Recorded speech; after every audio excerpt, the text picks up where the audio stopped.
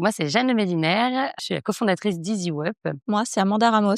Actuellement, je suis au pôle diplomatie et discours au sein du gouvernement français. Je suis Lucie Maludi et je suis actuellement responsable du développement RH au sein du journal Libération. Je me présente, Maxime Datin, et aujourd'hui j'occupe le poste de team manager au centre de formation du Paris Saint-Germain. Je suis ancienne étudiante de l'ESG RH. J'ai eu une formation à l'ESG Sport en marketing international. J'ai commencé par un parcours juridique, donc beaucoup de dissertations, d'écrits. Et puis, je suis arrivée ici à mon premier cours de finance avec Monsieur Marty et je ne comprenais rien. Donc, c'était cool parce que c'était challengeant pour moi aussi. J'ai fait l'ESG, MBA, management du sport.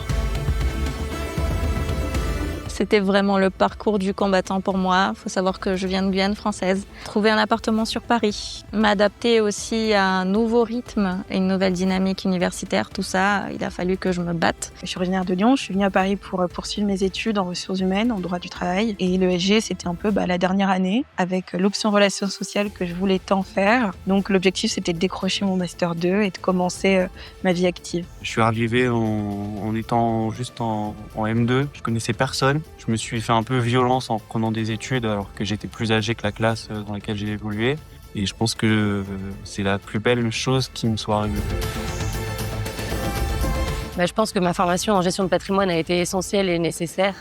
Sans cette formation, je ne vois pas comment j'aurais pu créer des solutions autour de l'éducation financière.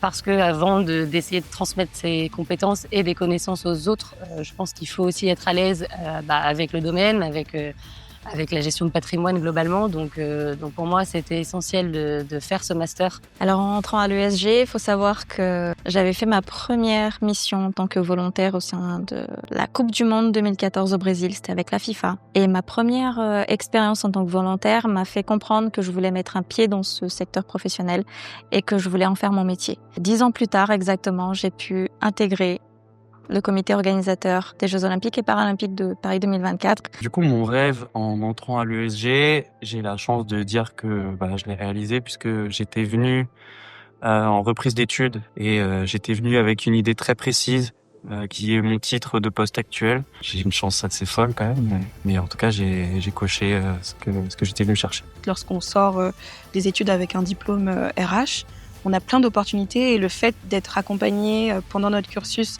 par des professionnels RH venant d'horizons variés, de cursus aussi très différents, ça permet aussi un peu d'avoir cette vision très dynamique, pleine d'opportunités que la fonction peut apporter. Je pense que c'est quelque chose qui a été très bénéfique pour moi au sein de l'ESG. Et merci l'ESG et toute l'équipe pédagogique.